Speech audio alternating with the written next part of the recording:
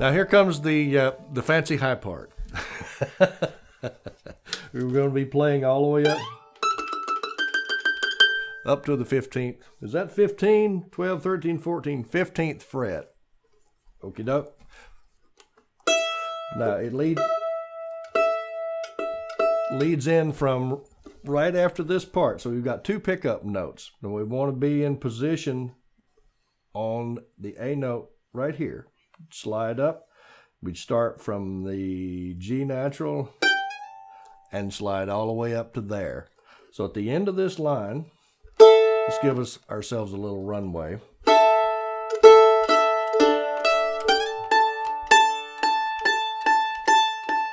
This is a full measure of A. And when we go up to the third note in the scale,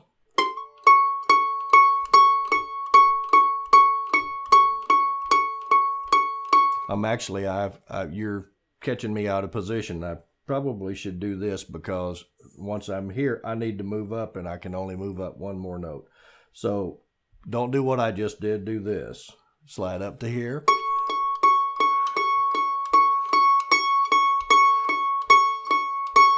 We're moving up to the 5th. That's up to the 12th. Up to the 7th.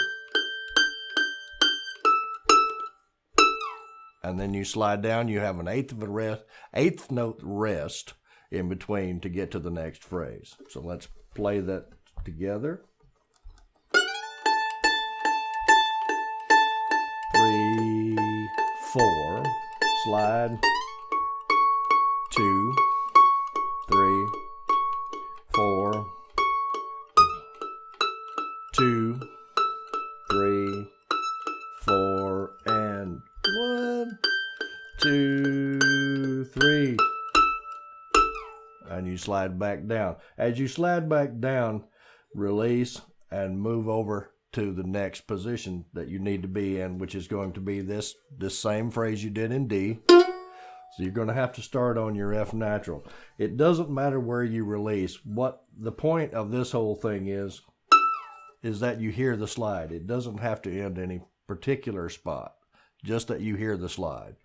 So let's do that part again. Let me see. Let me play the D section and let's just hook it together.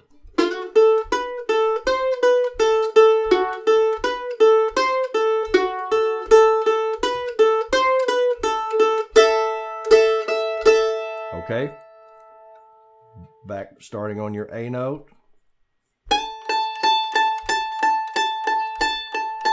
4, slide, 2, 3, 4, 1, 2, 3, 4, 1, 2, 3.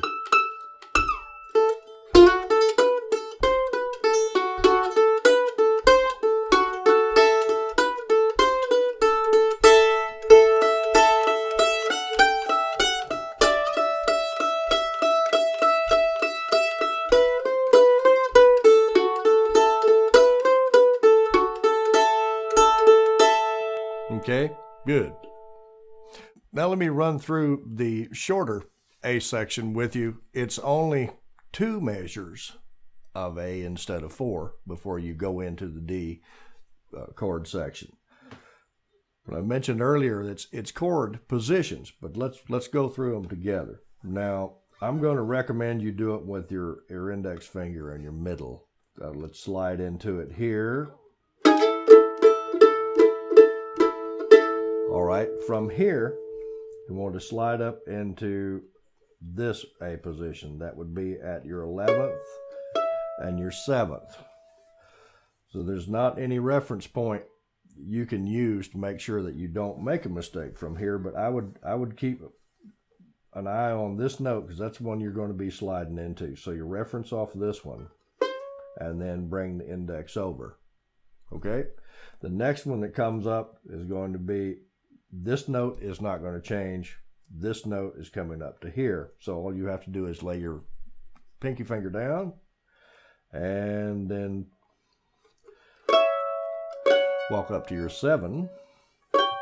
So your ring finger stays put. through all of that. And at the end, again, we want to just sound a note good and strong and slide down and proceed to the D section. Okay, let me do it first.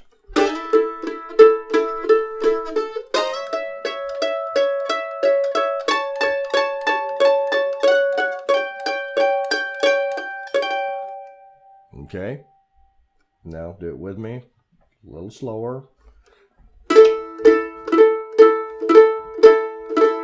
Slide.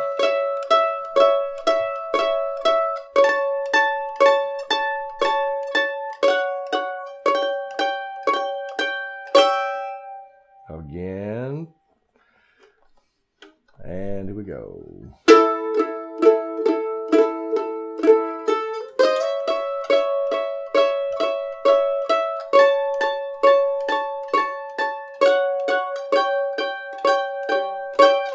And it slides down. And of course it goes back into the D. And so on. You know that, surely you know that part by now. Okay, I'd like to go over a few variations on the A section. Simple, but effective.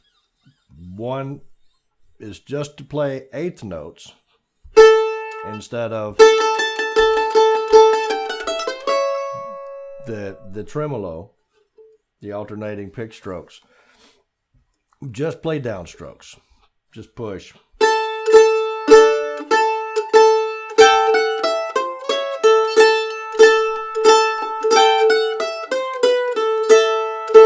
Push, push, push, push, push.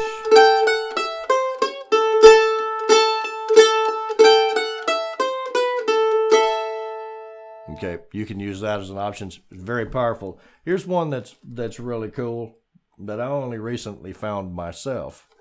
You play the A and the E string on the downstroke. You only play the E string on the upstroke. So it gives you a sound like this.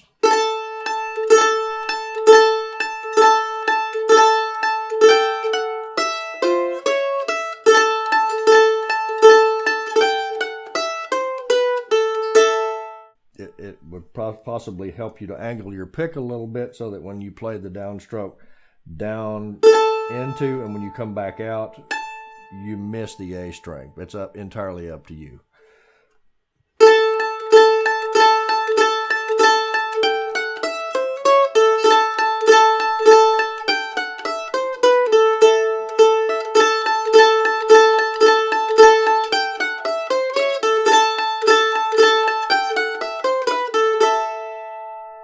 Okay, all right, one more.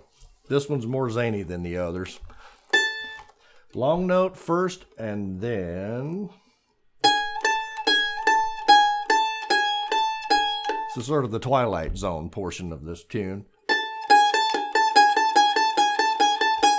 Okay, long note.